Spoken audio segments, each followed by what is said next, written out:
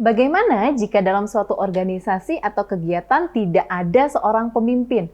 Bagaimana juga mengembangkan potensi diri untuk menjadi seorang pemimpin? Mari kita cari tahu bagaimana untuk menjadi pemimpin yang sesungguhnya. Yuk kita ngulik!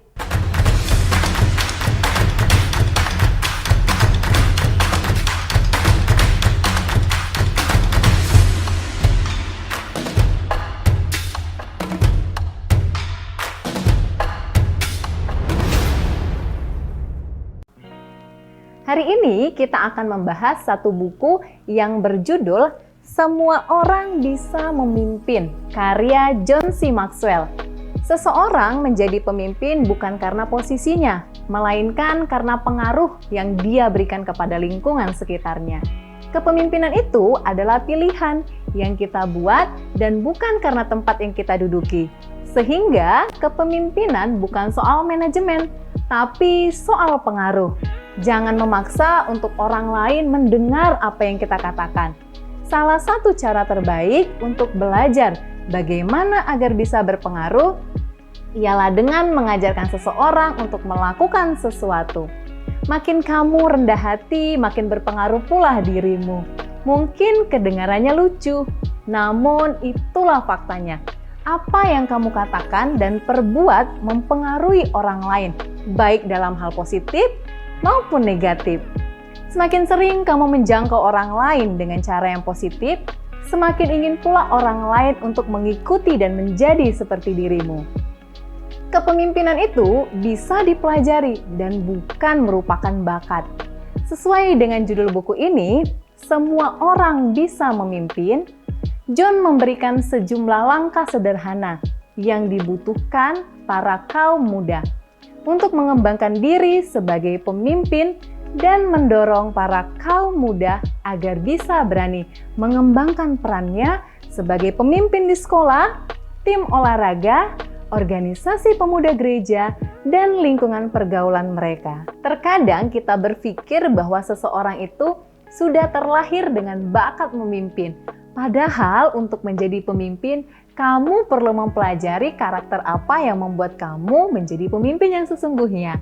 Di awal, John sudah menyampaikan bahwa pemimpin itu berkaitan dengan pengaruh, sehingga dirumuskan terdapat 5 level kepemimpinan yang dianalogikan dalam sebuah loker yang akan kita isi. Pada loker di level pertama adalah jabatan.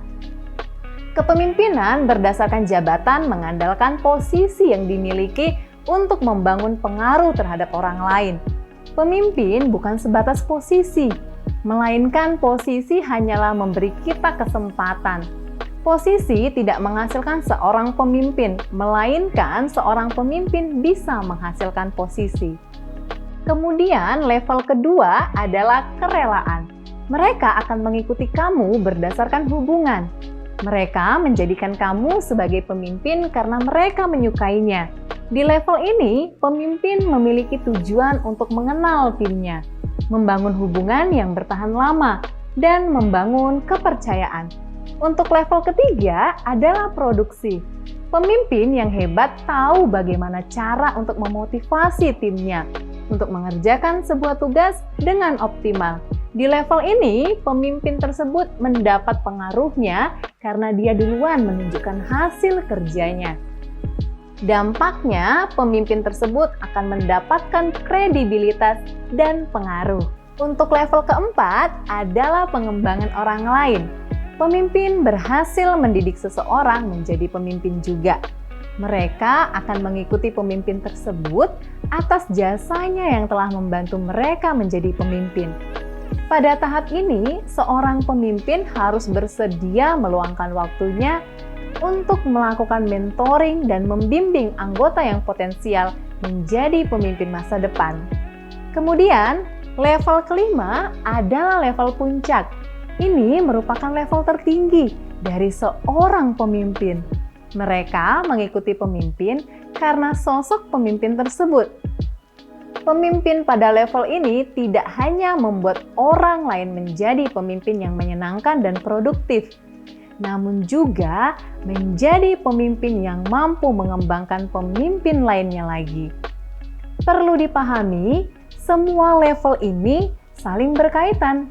Saat kita naik ke level berikutnya, bukan berarti kita meninggalkan level sebelumnya.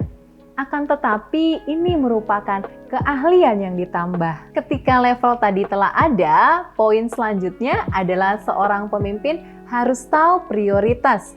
Mungkin hal ini kedengarannya sepele, tapi tidak semua orang paham maksudnya. Jika kita bicara soal prioritas, pasti kita akan diperhadapkan pada dua kata, yaitu efisiensi dan efektivitas. Ketika fungsi kamu sebagai pemimpin semakin besar, maka akan semakin banyak juga tanggung jawab yang ada di pundak kamu. Kamu harus tahu bagaimana menyusun prioritas, hal mana yang penting dan hal mana yang mendesak. Ada 3 hal yang dapat kamu lakukan untuk mengurutkan prioritas, yaitu kewajiban, hasil, dan kepuasan. Selanjutnya, bagian yang tak kalah penting juga, pemimpin harus punya integritas. Integritas itu adalah walk the talk. Kamu memiliki konsistensi antara apa yang diucapkan dengan apa yang dilakukan.